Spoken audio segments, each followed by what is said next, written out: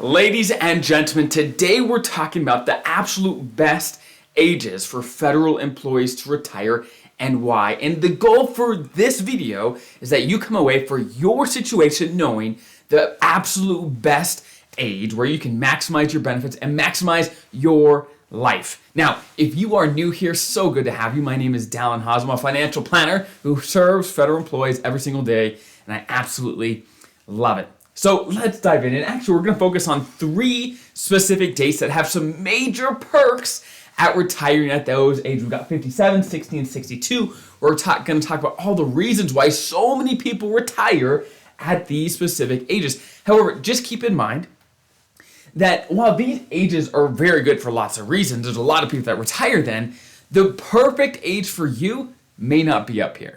It may be different because everyone has a different combination of years of service, how long you've been with the government, your age. Every combination is different, and how much you like your job. Some people want to work past 62 because they love what they're doing, or they hadn't saved very much early in their career and they need to catch up. There's really no perfect age. It's just a matter of finding, okay, when can you maximize your benefits and get them to a point where you're comfortable to leave, to retire, to get the benefits that you want and to get out. And if you want to keep working, knock yourself around. But at least you know the ages where you can maximize different aspects of your benefits. Now, with that background, let's begin. Age 57. Age 57 is an incredibly popular time to retire. Now, when I say age 57, I'm really talking about your MRA, or minimum retirement age. And your minimum retirement age is based on your birthday, your birth year. And for anyone, I believe it's born after 1970, it's going to be age 57. If you're born before 1970, it'll be age 56 in some months, but pretty darn close to age 57. Now, what magic happens at age 57? Well, there's a couple of things. First, your MRA, again, stands for minimum retirement age, and as that name suggests, if you leave the government before that age, before your minimum retirement age, the biggest benefit that you basically can't take with you, there's a few exceptions, but they're rare.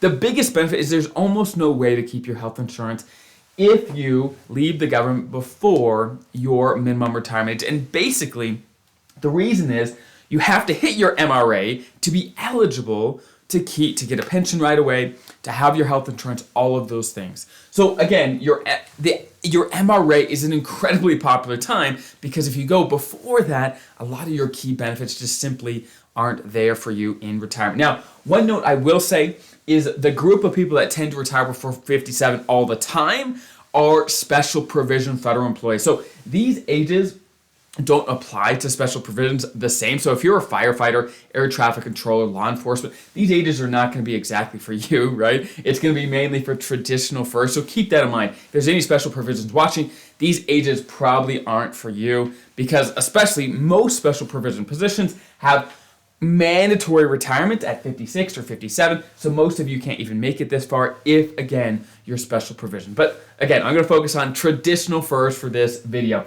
So again, age 57 is so popular because it's the minimum age you can go while keeping a lot of your key benefits, okay? That's huge. That's huge. Now, you have to have the right amount of service, years of service, to be able to go at 57 and keep your core benefits. If you have 30 or more years of service at your minimum retirement age, you're good to go. You can keep all your core benefits, no questions asked. If you have more than 10, maybe let's say you have less than 20, if you have more than 10, again, you can retire at your minimum retirement age.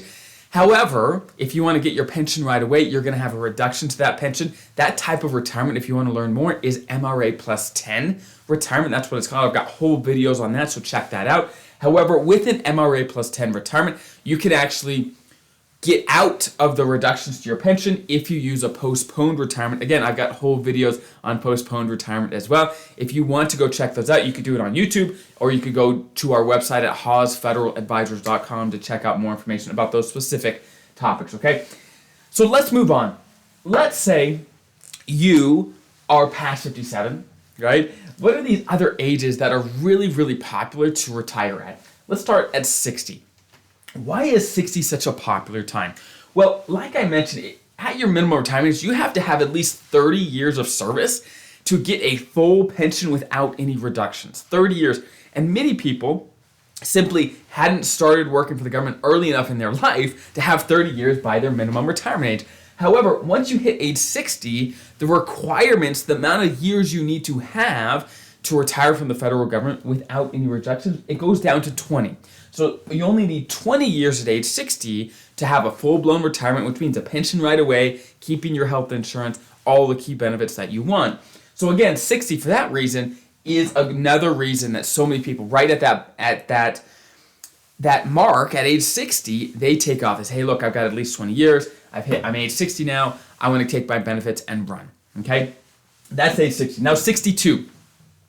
62 is a remarkably popular time for two big reasons. Number one, just like age 60, where the amount of years you have to retire at that age, it goes down compared to the 30 years you needed at your MRA.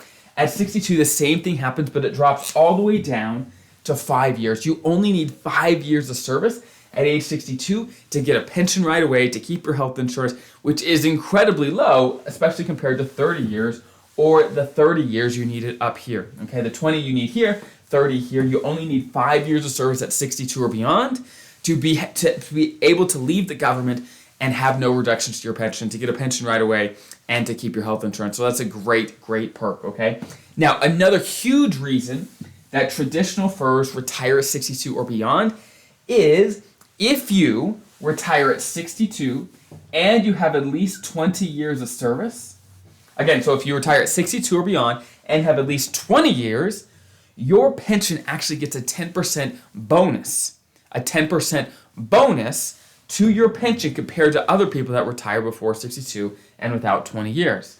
The way your pension is calculated changes so that it's 10% higher than it otherwise would be, which a lot of people, especially if they're close to this anyway, maybe you're planning to retire at 61, well, is it worth working an extra year so your pension's a whole 10% larger than it would be otherwise? A lot of people say, yeah, that's worth it. I want to work a little bit longer to get this bonus. So let's recap age 62 really quick. Again, all you need is 5 years to retire at 62 and get a full pension, keep your health insurance, all of those things. And if you have 20 years at 62, your pension is 10% bigger than it otherwise would be. So again, these are the three main ages that tend to be the most popular because they are these marks where your eligibility to retire either starts or stops, right? If you have 30 years, boom, right at your minimum retirement age, you're eligible right then. If you have 20 years or more, right at 60, boom, you're eligible at that time.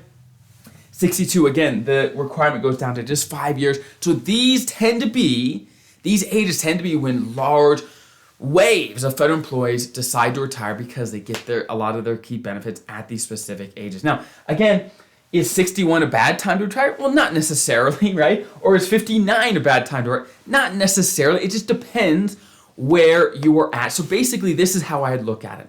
Is over time, as you keep working with the government, the amount of money you have in your TSP and the amount of benefits you are eligible for slowly goes up. It slowly goes up over time, right? Up, up, up, up, up.